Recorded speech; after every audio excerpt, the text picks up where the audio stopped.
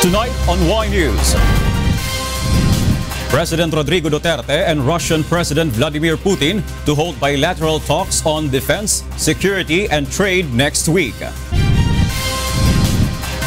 The PNP Drug Enforcement Group will appeal the case against Marine Lieutenant Colonel Ferdinand Marcelino and Chinese asset Yan Shou following their release. Consultations between the Philippines and China on the issue of maritime dispute over the West Philippine Sea begins today. President Rodrigo Duterte orders AFP Chief General Eduardo Año to assume DILG post on June 2. Giant snail invaders pose health concerns in Peru. And the UNTV Cup off-season executive face-off is set to begin on Sunday. Y News begins now.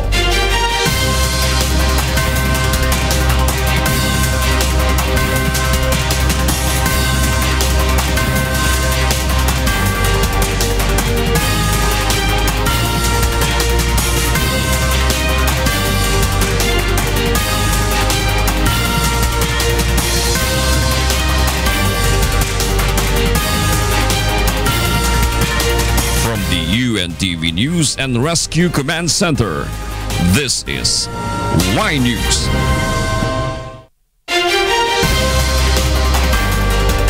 Good evening. President Rodrigo Duterte will leave for Russia next week. A number of agreements are expected to be signed during the president's visit to the former Soviet state. Robbie de Guzman will tell us why. Thus, we consider this visit as a landmark that will send a strong message of the Philippines' commitment to seek new partnerships and strengthen relations with non-traditional partners such as Russia. President Rodrigo Duterte's upcoming trip to Russia from May 22 to 26 is considered to be a historical visit. The president's delegation will include several business leaders of the country and members of his cabinet. In Russia's capital, Moscow, the president will have a bilateral meeting with Russian President Vladimir Putin. Their discussions will focus on political and security cooperations of the Philippines and Russia. Mr. Duterte will also meet with Russian Prime Minister Dmitry Medvedev. During his visit, several bilateral agreements are expected to be signed between the two countries. These include pacts in the areas of defense, security, legal assistance, trade and investment, as well as agreements on the use of nuclear energy and culture. And for the defense cooperation, we look forward to having greater exchanges in terms of views on how to approach security challenges, and we also look forward to strengthening our presence in terms of the defense offices both in Moscow and here in Manila. President Duterte is expected to deliver his policy speech in the prestigious Moscow State Institute of International Relations, or MGIMO. He will also meet with the Filipino community in Russia. Currently, there are 500,000 Filipinos living in the former Soviet state. Robbie de Guzman, UNTV News and Rescue, Philippines. China and the 10 ASEAN member states have reached an agreement for the implementation of a code of conduct on the South China Sea. Meanwhile, the consultations on issues pertaining maritime disputes between China and the Philippines begin today. Nel Maribojo will tell us why. The efforts to push for the implementation of a code of conduct in the South China Sea has finally advanced. This is after high-ranking Chinese officials in the 10 member states of the Association of Southeast Asian Nations, or ASEAN, agree for the creation of a COC. The code of conduct is expected to help resolve territorial disputes in the West Philippine Sea through peaceful means. 我们完成了这个种子的框架草案的出上，这个种子框架草案的完成，也标志着我们看到了一个看得到、摸得着的阶段性成果，包括前沿、目标、原则、基本承诺、最终条款的内容。This draft COC framework will be submitted to the foreign ministers during the ASEAN-China Post-Ministerial Conference in August in Philippines for their political support. Officials attending the meeting refused for the meantime to discuss in public the details of the framework of the COC. In line with this, the first ever talks between the Philippines and China regarding the West Philippine Sea dispute begin today. Philippine Ambassador to China Chito Santa Romana leads the delegation for the bilateral consultation meeting with Beijing. DFA Secretary Alan Peter Cayetano says the move is a good start to resolve their maritime dispute. The bilateral consultative mechanism is a very good start, and I'm hoping that both representatives of both countries will have open minds. But tayo, ang instructions ng Pangulo, di ba? We will fight for our territory and we will not give up a single inch of our soil or our waters. In 2016, the United Nations Arbitral Tribunal released a ruling that recognizes the sovereign rights of the Philippines over its exclusive economic zone. It also ruled that the China's 9-dash line claim is null and void. Nel Maribuhok, UNTV News and Rescue, Philippines. A group is calling on the Philippine government to also reject the financial grants coming from the United States of America. Victor Cosare will tell us why. Foreign Affairs Secretary Alan Peter Cayetano stresses that the Philippines should not receive aid grants from other countries if it is coupled with a condition or if they would intervene with the policies of our country. Cayetano's pronouncement comes following the decision of the government to no longer receive conditional grants from the European Union. Many countries in EU believe in the legalization of drugs, for legalization for possession for personal use. So, anin mo yung napakalaking pera kung magiging addict naman ang mga tao. We believe in our independence. We know our problems better than you. You are welcome here. Let's do business, di ba? But we will not accept aid if there are conditions or you will interfere. The Secretary says EU must prove now that there are indeed no conditions behind their humanitarian aids. Number 2, that we will not interfere in your internal affairs. And number 3, makarinig naman tayo ng suporta sa kanila sa law and order campaign. Parati na sinasabi rule of law Pero pag may nakita silang patay, tingin nila hindi rule of law yon. So anong gusto nila? Pulis ang patay. Meanwhile, the research group Ibon Foundation stresses that aside from EU, it is also better to reject the US aid grants. In a statement, the group points out that America uses its aid programs to forward its interventionist foreign power, especially in the economic and political affairs of the Philippines. Based on its own research, the foundation says America is not the top donor of the Philippines. In terms of bilateral aid, Japan is the highest contributor, followed by the US, Australia, and Korea. To be fair to many of our friends, for example, China and Japan, they're helping us a lot pero walang kondisyon. To date, Legazpi City is now among the beneficiaries of the United States Agency for International Development or USAID. Victor Cosare, UNTV News and Rescue, Quezon City. The PNP Drug Enforcement Group will appeal the case against Marine Lieutenant Colonel Ferdinand Marcelino and Chinese asset Yan Shou following their release from detention. Grace Casin will tell us why. The said decision lays a dangerous precedent on drug operations being conducted by law enforcement agencies. PNP Drug Enforcement Group has expressed dismay over the DOJ exonerated Marine Lieutenant Colonel Ferdinand Marcelino and Chinese asset Yan Shou. This prompts the police unit to exhaust all necessary steps to appeal the case. It also questioned the certification provided by the AFP and NBI, which says Marcelino was allowed to conduct operation against illegal drugs. The DOJ used the said certification as basis for exonerating the two. The certification coming from the AFP was not issued by the commanding officer during the time Marcelino was arrested. Okay? It was only issued January 2017, whereas Marcelino was arrested January 2016. In an exclusive video of UNTV News, PNP Anti-Illegal Drugs Group caught Marcelino inside the Celadon residence in Manila on January 21, 2016. The said house was then believed to be a Shabu laboratory. Marcelino insisted at the time that he was only conducting surveillance. However, he failed to show case operation plan, prompting authorities to arrest him. UNTV News was able to gather an exclusive copy of a recorded phone conversation of Marcelino, where he can be heard telling a person on the line to pass what he called as item to a certain Tony. In the same conversation, Marcelino told the person on the line to take caution to avoid being caught by the then aid sought. Through this, authorities also discovered the high-ranking officials called for help by Marcelino. The PNP DEG believes that it has presented sufficient evidence in the case it filed against Marcelino and Shou. The police unit still hopes that the decision on the case will be reversed.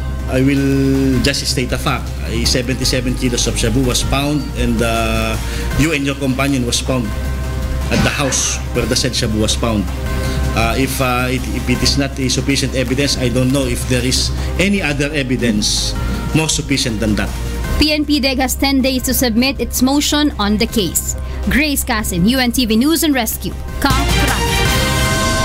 Chinese drug asset Yan Yishu plans to file charges against the personalities who sent him to jail. Mon Hokson will tell us why. Chinese national Yan Yishu is now a free man. He expressed his gratitude as the truth has now prevailed. Yan Yishu believes a big syndicate group is behind the move of sending him to jail. Tenikalo ang kalapang aming ayaw ko rin mabanggiting o antay ngunang usapan ngunang kami. Tsaka lang sa court, lahat ang pati yung record doon makikita rin kung ano ang katotohanan. Tsaka yung mga Uides Pidea and AIDG. The Chinese national is also thinking of making the personalities behind his incarceration pay. Siyempre, samsampa kaming saktanin kami sa iyari ito. Nasaktan daw siya sa nangyari nito. Yang Yishu adds that he is indeed an asset of the AFP Intelligence Service and that he has NBI certification to prove this. The said certification was one of the things that the court considered in their decision to acquit him. The PAO says they will leave it to the AFP on whatever plans they will have for the Chinese national. PAO Chief Attorney Persida Acosta believes that any appeal from the PNP Drug Enforcement Group will be in vain as the case is already dismissed. Acosta adds that the court had long been waiting for evidence against Marcelino and Yan Yishu but the authorities failed to do so. Sino man yung mga nagpaplanong i-refile yung case, dapat mag-second thought sila dahil magpapakilala sila kung sino sila. At bakit takot silang magsalita si Marcelino? Yun ang tanong. The PAO says they are ready to defend Yan Yishu and Marcelino in case the PNP DEG pushes through with its appeal. With the DOJ release order in hand, Public Attorney's Office Chief Attorney Persida Acosta this morning went to the Manila City Jail Annex at Camp Bagundiwa in Taguig City. Yan Yishu is Lieutenant Colonel Ferdinand Marcelino's action agent at the AFP Intelligence Service when they were apprehended in a drug raid at Celadon residences. Mon Hokson, UNTV News and Rescue, Camp Bagundiwa, Taguig City.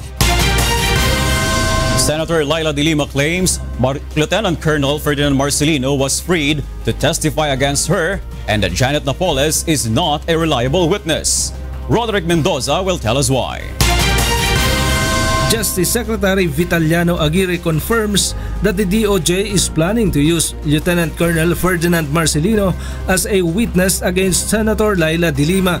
Aguirre says Marcelino will testify about his conversation with de Lima when she visited him in his detention cell after his arrest over illegal drug charges.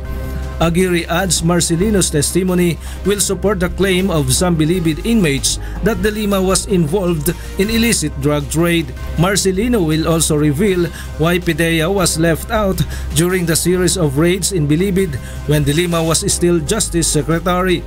But de Lima says Marcelino was freed in exchange of his testimony against her. The deal has been struck.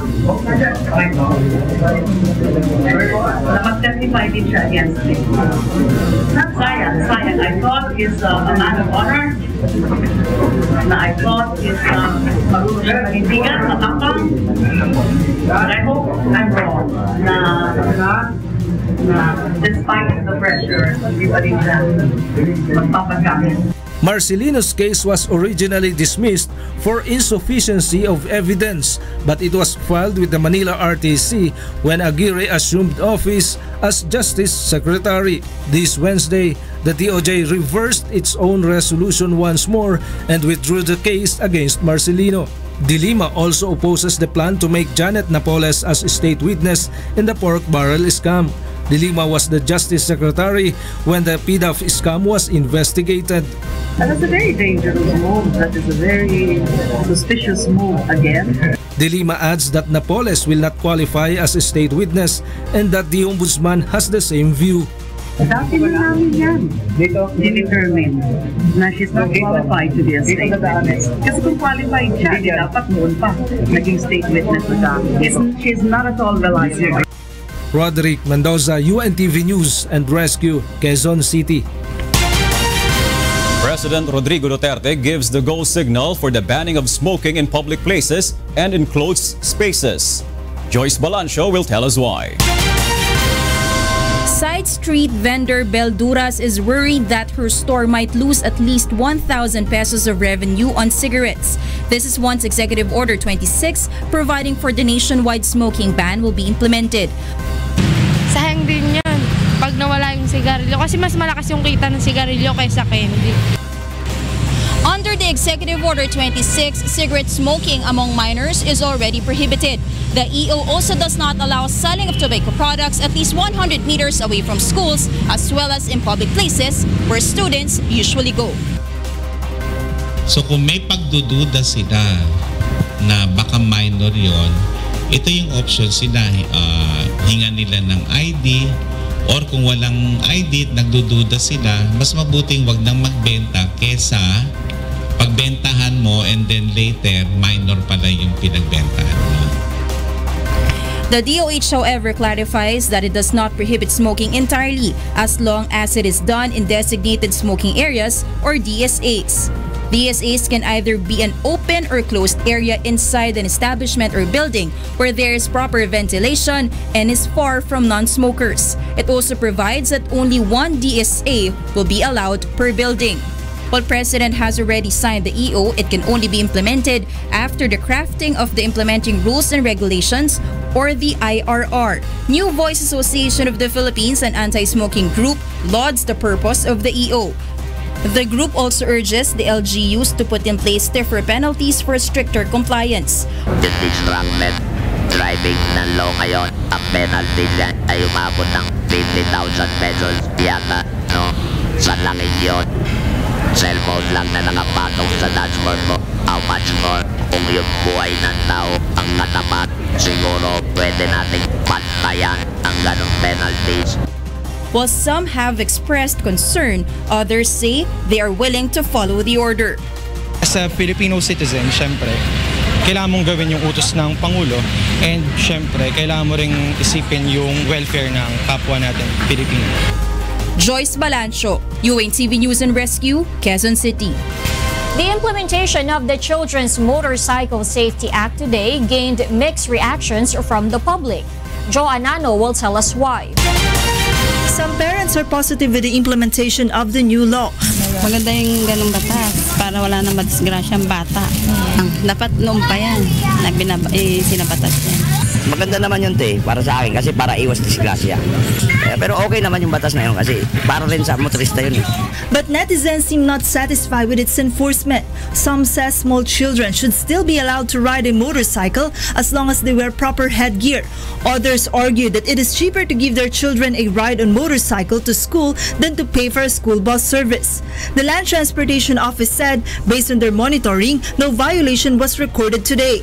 Under the Children's Safety and Motorcycle Act, small children who are incapable to step their feet on the foot pegs, those who are not able to completely embrace the motorcycle driver, and those who are not wearing proper safety gears are prohibited to ride a two-wheeled motorcycle.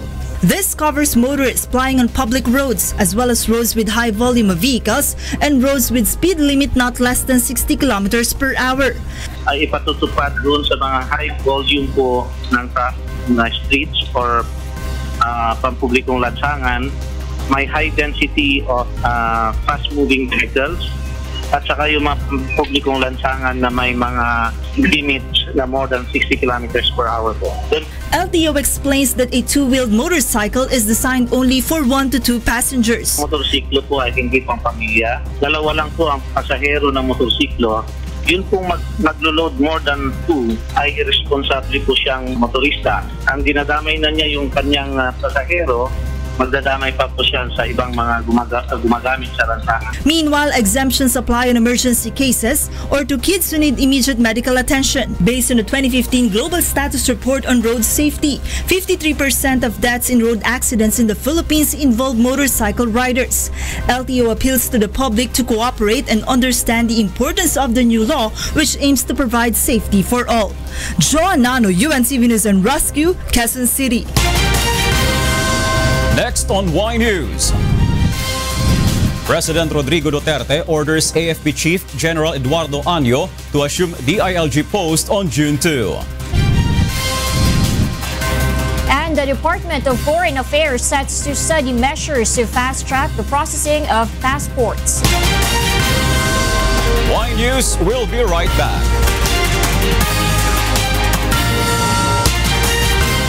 President Rodrigo Duterte orders AFP Chief General Eduardo Año to assume DILG post on June 2. Grace Casin will tell us why. Department of National Defense Secretary Delphine Lorenzana announces during the closing ceremony of 33rd Balikatan exercises this morning that AFP Chief General Eduardo Año will formally assume office as the new Interior Secretary on June 2. Lorenzana says he tried to ask President Duterte to wait for Año's formal retirement in October. You know, I was trying to persuade the President to extend his service with the AFP. The last time was last night and said, no more. Just have the turnover by June 2. So that's it. It's final. Meanwhile, based on talks within the military circle, it is Eastern Mindanao Command Head Lieutenant General Leonardo Guerrero who is being eyed to replace Año as the AFP Chief of Staff. But Año says the boards of generals have yet to submit names of candidates for the position. We'll find out many ways how we can defeat the war on drugs without, using and following the rule of law.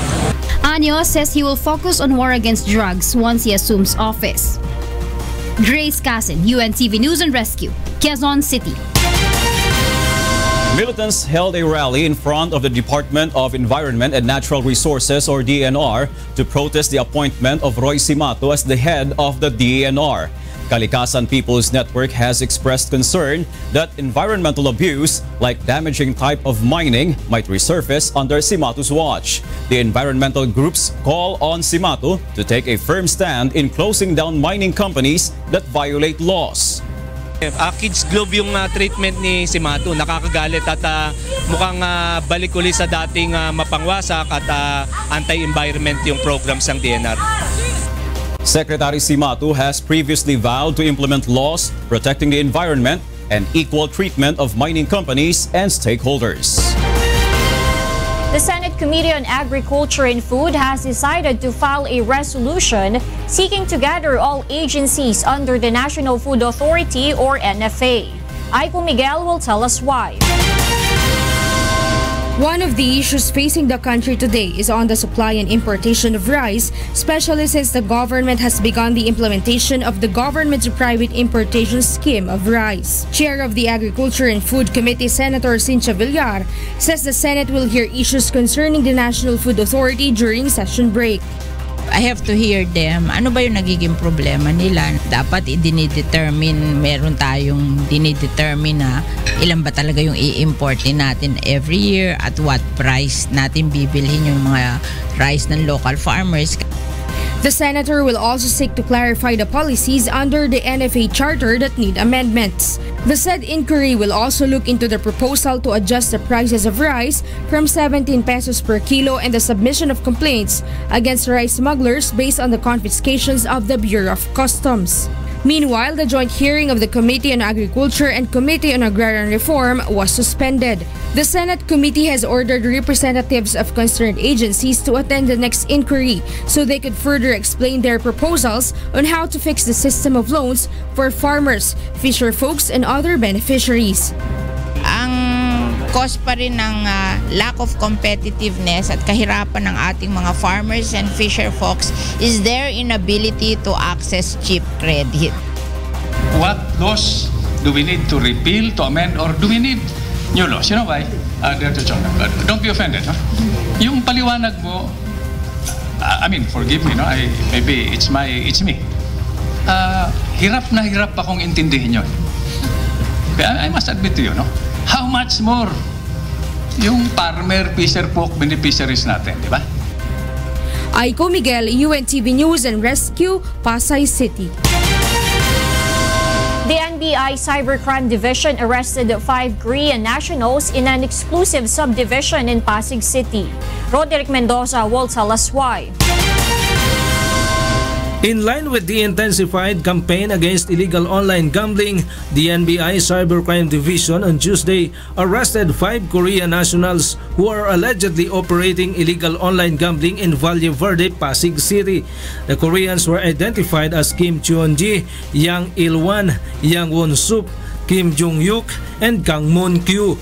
The 4 computers that were seized from the suspects will be subjected to forensic tests to determine how long they have been operating. The NBI says the Koreans are operating and maintaining a web page used for online sports betting and online casino. They are also allegedly using the same modus for money laundering. One of the modus operandi of this syndicate engaging in illegal online is that they choose exclusive villages where to stay, para magawa nila yung operations nila away from the public para hindi sila ma-detect din at the same time. The NBI further says operators of online gambling came to the Philippines because they think laws here are less stringent.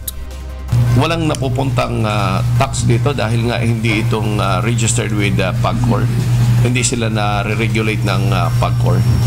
At on top of that, may opportunity lost in terms of employment sa ating mga kababayan kung if this is being operated by foreign nationals. The Koreans were charged for violations of Presidential Decree 1602 in relation to the anti-cybercrime law and are facing 6 to 12 years imprisonment. Roderick Mendoza, UNTV News and Rescue, Manila. The Armed Forces of the Philippines, or AFP, is investigating the possible recruitment of minors by the New People's Army, or MPA, in their illegal activities in Eastern Visayas. This is after authorities confiscated ammunition from a 12-year-old boy in Barangay de Tubang, Silvino Lobos, Northern Samar last May 13. The AFP says the movement of the 12-year-old became suspicious when soldiers asked for the contents of his baggage. The soldiers conducting security patrols in the area discovered 20 pieces of 5.56mm bullets, 3 cartridges of 7.62mm for an M60 machine gun, and 2 cartridges of 5.56mm bullets for a K3 machine gun. The AFP brought the 12-year-old to the custody of the Provincial Social Welfare and Development Office. The Philippine Navy opened the BRP Gregorio del Pilar to the public, especially to Filipinos in Singapore. Myla Guevara will tell us why. For the first time, BRP Gregorio del Pilar docked in Singapore in line with a week-long International Maritime Review. As a greeting, the Philippine Navy opened the ship to the public, especially to Filipinos. BRP Gregorio del Pilar is one of the largest Philippine naval vessels, usually used in disaster response and relief operations, as well as other international defense cooperations. On board the BRP Gregorio del Pilar are the cadets of the Philippine Military Academy Salaknib class of 2017. They are currently undergoing sea phase training, which is part of the 5-month Naval Officers Basic Course as new graduates of the PMA.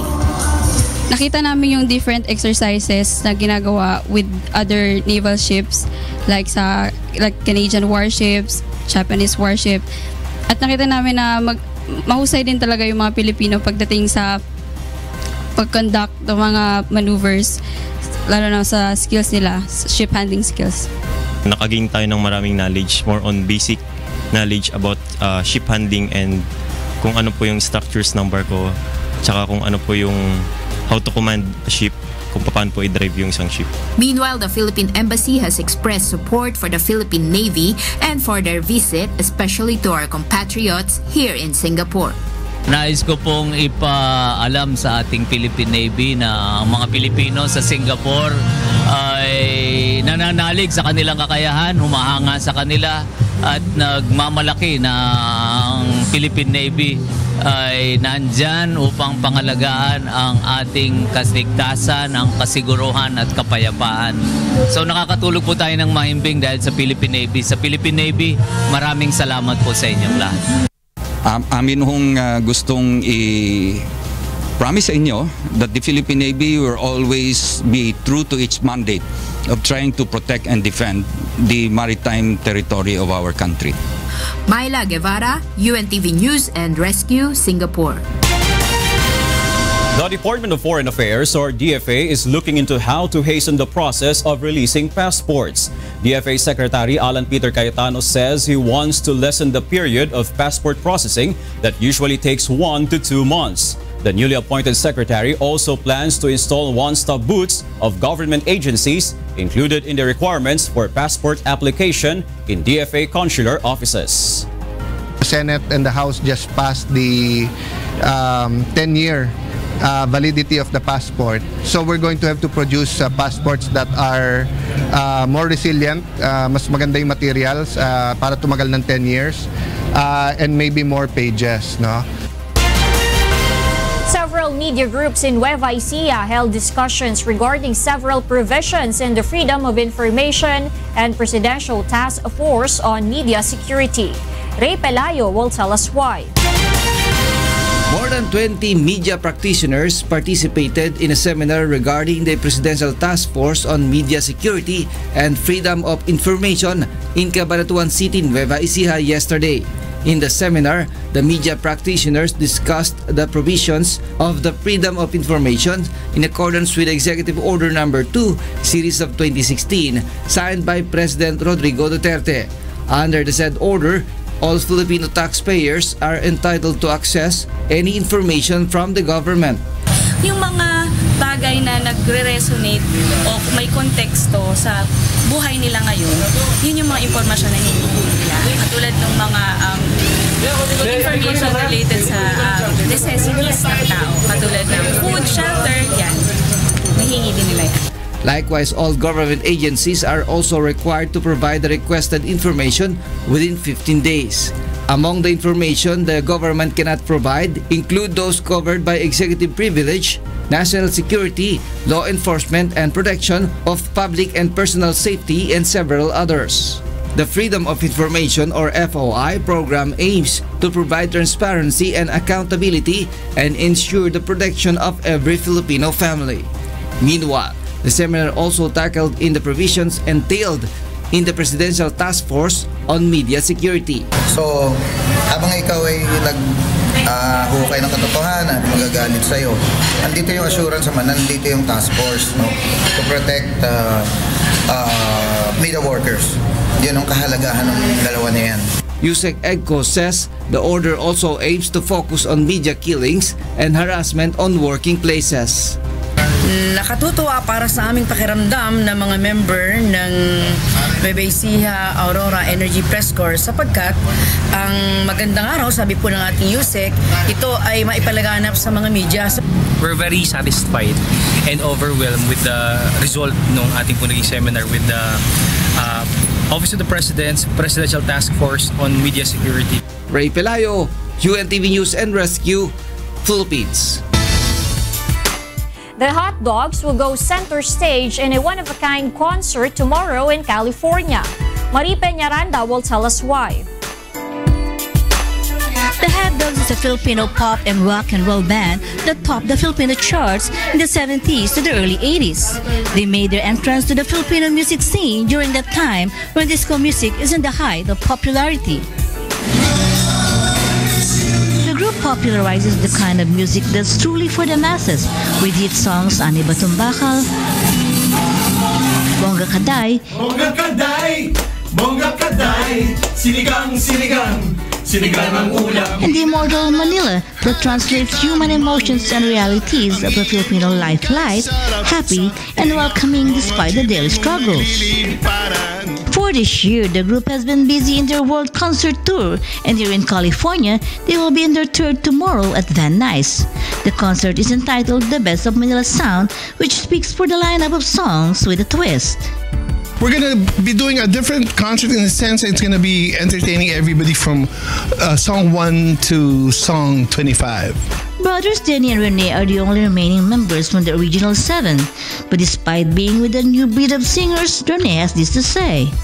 It's going to be difficult to compare Hatlog with other bands because it's like when Paul McCartney came back without Ringo, George, it is still the spirit of the Beatles when he sings. They're the ones who are better singers than I am. It's going to be a very, very good concert. The best ever. In behalf of the guys, we'd like to see you on Saturday. Let's all have a... And UNTV is number 1. Yeah. Take me back in her arms, Manila. And promise me you'll never let go. Crystal Sia, UNTV News Sun Rescue, Los Angeles, California.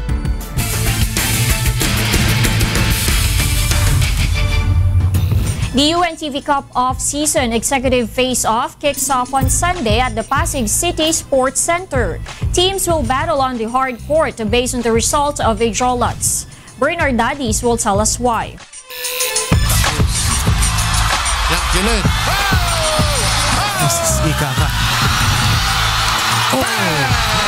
After 5 successful seasons of the League of Public Servants, the off-season game will have 3 games for the elimination round that runs from May 21 to June 18, 2017. The 6 teams who will play are the Senate Sentinels, BOC Transformers, AFP Cavaliers, DOJ Justice Boosters, Judiciary Magis, and PNP Responders. The difference now compared to the previous seasons is all players have executive positions in their government agency. The champion will receive 1 million pesos cash prize that they will be donated to their chosen beneficiaries. The off-season lasts until July 10. The championship game will be held at Smart Araneta Coliseum. This is the second off-season on UNTV Cup. The first off-season Clash of the Three was held in August 2014, where 3 teams participated: the executive team, the legislative team, and the judiciary team. The Judiciary Magis was hailed as the champion and received 1 million pesos cash prize that was given to their chosen beneficiaries, the children in conflict with the law. The UNTV Cup is the only charity basketball league that was established in July 29, 2013. Aside from its objective to unite the different branches of the government, its main goal is to help people in need. Ito po'y patuloy pa rin na public service. Kaya ang tawag natin dito ay ang Liga ng mga Public Servants. Maglalaro kayo hindi para sa inyong sarili, kundi upang makagawa ng kabutihan sa kapwa. Bernard Daddies, UNTV News and Rescue, Philippines. And those are the reasons behind the news. May 19, 2017. I am Victor Cosares sitting in for Angelo Castro III. Reasons we delivered to you as they unfold. I'm Darlene Basingan. Because we need to know, we will always ask why. Thank you for watching Y News.